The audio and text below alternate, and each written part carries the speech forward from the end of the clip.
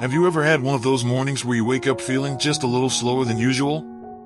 Maybe your balance feels off, your hand shakes a little when you reach for the coffee cup, or you notice it's taking longer to find the right word in a conversation. You brush it off. I'm just getting older, you say. And yes, age does bring its changes. But sometimes, these little signs are our body's way of quietly asking for help. Now, I'm not here to scare you. Quite the opposite. I'm here to walk alongside you, like a good friend, and tell you that there are simple, manageable things you can do every day to protect one of the most important parts of your health, your brain, your heart, and more specifically, preventing strokes after the age of 70. You see, stroke is one of those things that sneaks up on people. It doesn't come with a big warning sign. One moment everything is fine, and the next, your life changes forever. But the truth is, most strokes don't just happen. They build up slowly, day by day, through habits we've picked up or never really questioned. And that's the good news, because it means we can do something about it. In this video, we're going to talk about 4 simple lifestyle changes that can make a world of difference in lowering your risk of stroke.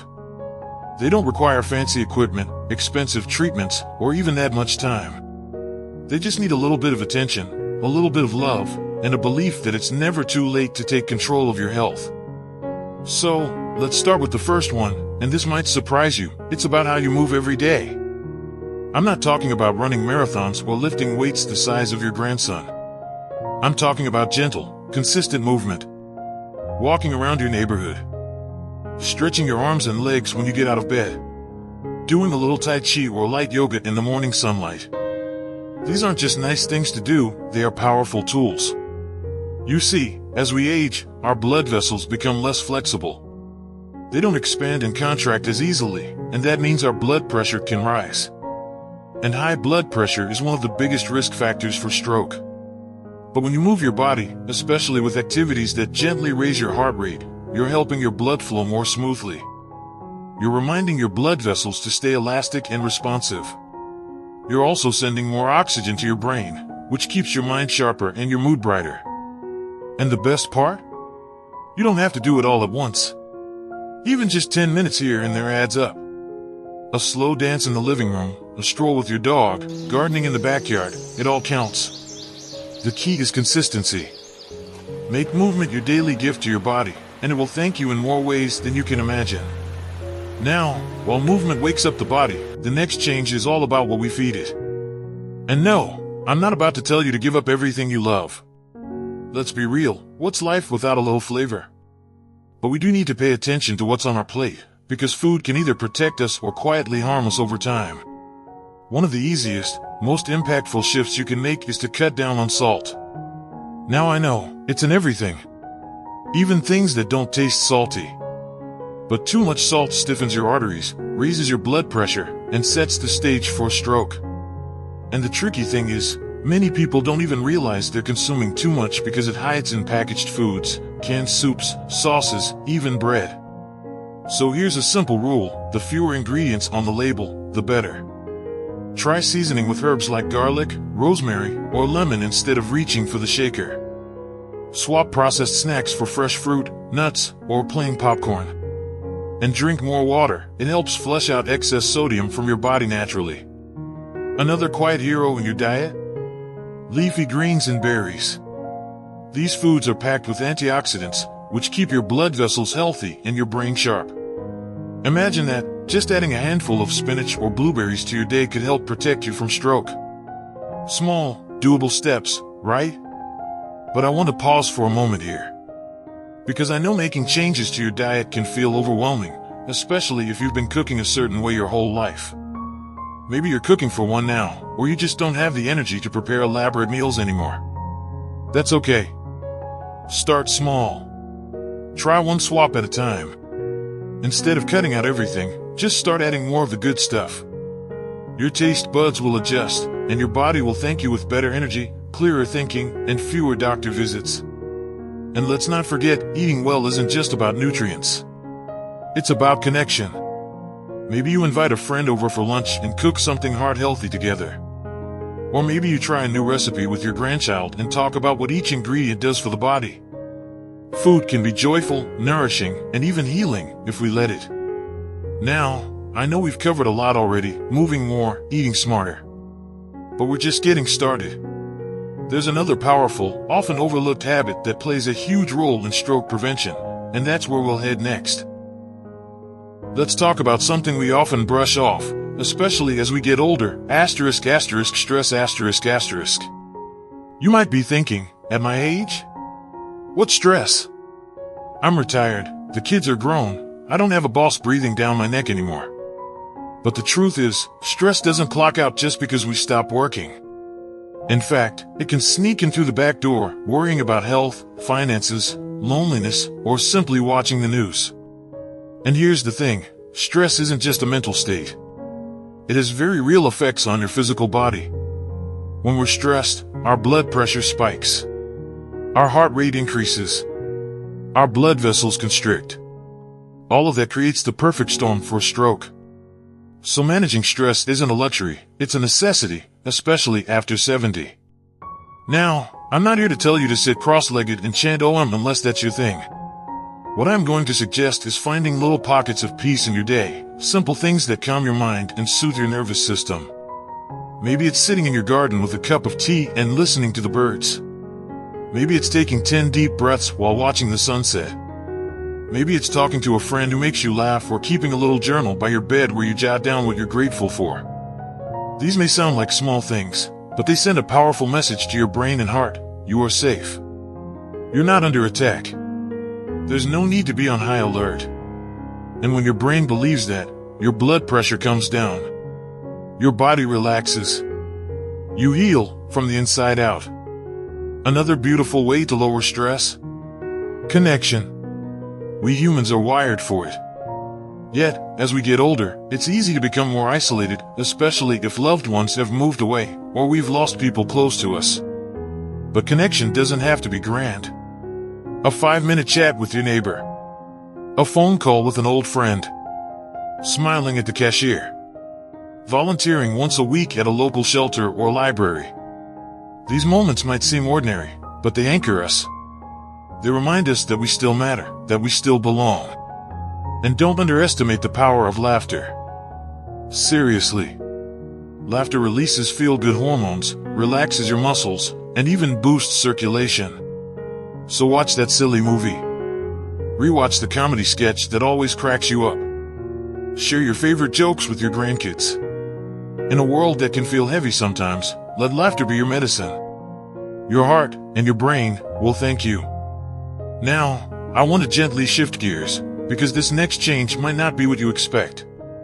It's not about food or movement or even stress. It's about sleep. That's right, good, deep, restful sleep is one of the most powerful tools you have to protect your brain and lower your risk of stroke. You see, when we sleep, our body does incredible repair work. It lowers blood pressure, clears out toxins from the brain, and keeps our blood vessels healthy. But as we age, sleep often becomes more elusive. Maybe you wake up several times in the night, where you find it hard to fall asleep in the first place. Maybe you've gotten used to poor sleep and just shrug it off as normal for my age. But here's the truth, poor sleep doesn't have to be your reality. And improving it can be simpler than you think. Start by creating a little bedtime ritual, just like you would for a child. Maybe it's dimming the lights an hour before bed, listening to calming music, or sipping a warm, non-caffeinated drink. Try to keep a regular sleep schedule. Going to bed and waking up around the same time each day helps train your internal clock. And be mindful of screens. Phones, tablets, TVs, these all emit blue light that tells your brain to wake up, even if it's time to wind down. Instead, try reading a physical book or doing a gentle breathing exercise in bed. And if you find your mind racing with worries as your head hits the pillow, try writing them down. Give those thoughts a home on paper, so they don't keep circling in your head. Of course, if you're dealing with sleep apnea, where you stop breathing briefly during the night, you should speak to your doctor. It's more common than people think, and left untreated, it significantly increases stroke risk. Getting tested and treated could be one of the most important things you do for your health.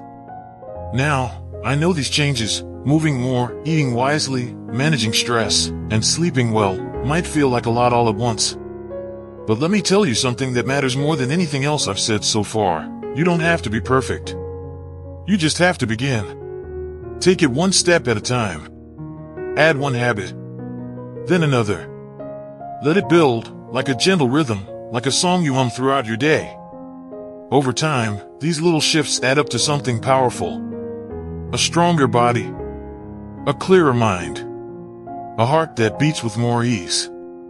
And if you're watching this and thinking, is it too late for me? Let me answer that with a resounding no. As long as you're breathing, as long as you have one more sunrise ahead of you, it is never too late to care for yourself. Not with guilt, not with fear, but with love. You deserve to feel good in your body. You deserve peace of mind. You deserve the kind of health that lets you enjoy each day, whether it's spent walking in the park or just sitting on the porch watching the world go by. Because health isn't just about adding years to your life. It's about adding life to your years. And that's exactly what these changes can help you do. Let's talk about one more lifestyle change, and this one is often the most overlooked, but it's deeply powerful. It's about knowing your numbers. Now, I'm not talking about your age or your weight or how many steps you walked this morning.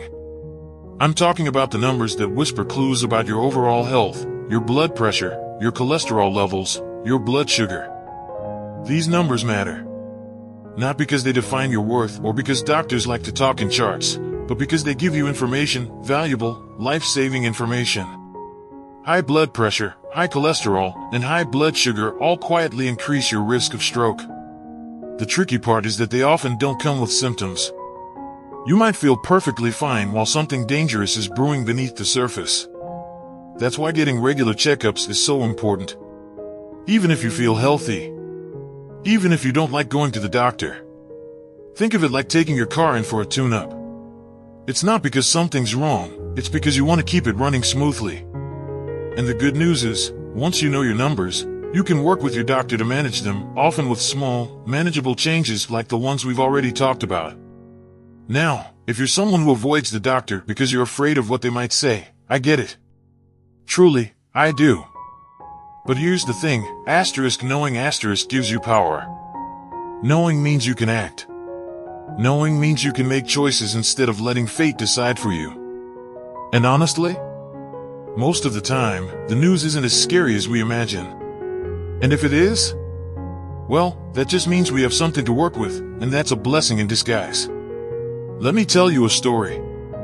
There's a gentleman I know, Mr. Hung. He's 74, lives in a quiet little neighborhood, and until recently, he hadn't been to a doctor in years. I feel fine, he always said. But one afternoon, he fainted while watering his orchids. It wasn't a stroke, but it was a warning.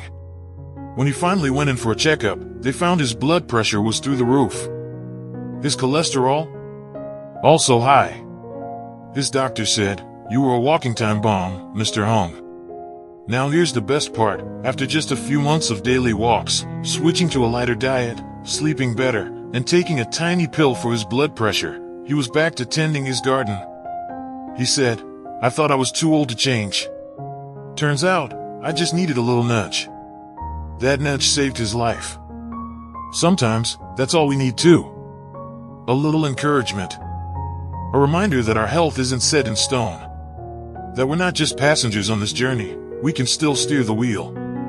And speaking of steering, I want to remind you of something you may have forgotten somewhere along the way. You are still in charge of your story. You've lived through so much already. You've raised families, built homes, faced loss, felt love, and probably survived more than a few hard days. You're strong. You're wise. And you are capable of making meaningful changes, even now. Especially now. Don't think of these lifestyle changes as chores. Think of them as acts of love. A gentle morning walk? That's not exercise, that's a chance to breathe in fresh air and say hello to the sun. A handful of berries or a cup of green tea. That's not health food, that's nourishment for your brain, your heart, your future memories.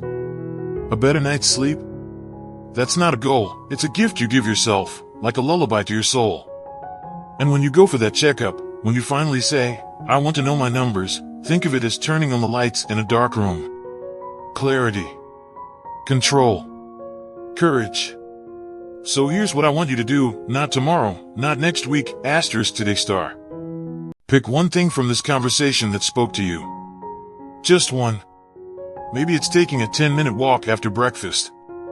Maybe it's swapping your salty snack for a slice of apple. Maybe it's making that doctor's appointment you've been putting off. Whatever it is, take that first step. Then take another. And another. Stroke doesn't have to be your future. Aging doesn't have to mean decline. You have more power than you think. And these changes we've talked about, they're not about restriction or fear. They're about freedom. The freedom to feel good in your body.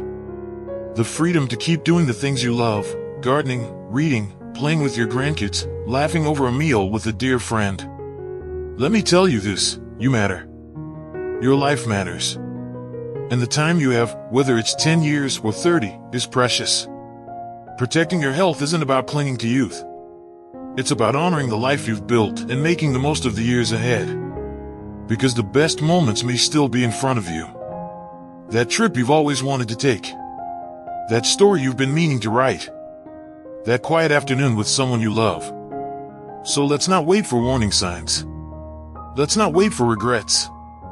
Let's act now. With love, with purpose, with hope.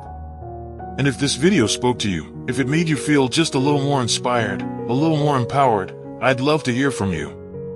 Share your thoughts in the comments. Tell me what step you're going to take today. Because when we share, we encourage others. And when we support each other, we grow stronger together. If you found this helpful, give the video a thumbs up so more people like you can find it. And don't forget to subscribe for more gentle, practical health tips made with care, just for you. Here's to living your best life at any age. Here's to strength, to clarity, and to joy. You've got this.